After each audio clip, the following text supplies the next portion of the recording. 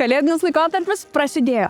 Eina pakalbinti Vilniečius ir įteikti jiems saldžių dovanų nuo Venipak ir riešutai jums. Ar perkate dovanas planuotai ar paskutinę minutę? Visada planuotai, iš anksto. Šį kartą reiks paskutinę minutę. Dažniausiai tai jo, suplanuotai jau būna. Dažniausiai paskutinę minutę.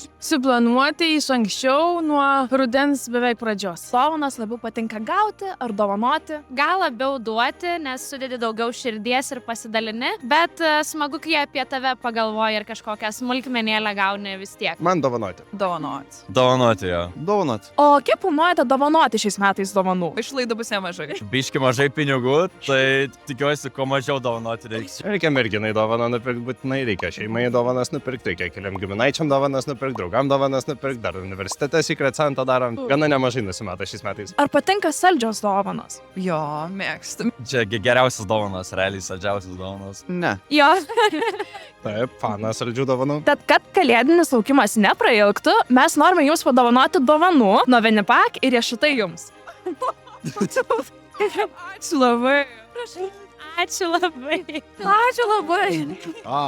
Oho, ačiū. Dėkui labai. Norėjau pasakyti ačiū Venipakui, kad atsiunčia siuntas laiku.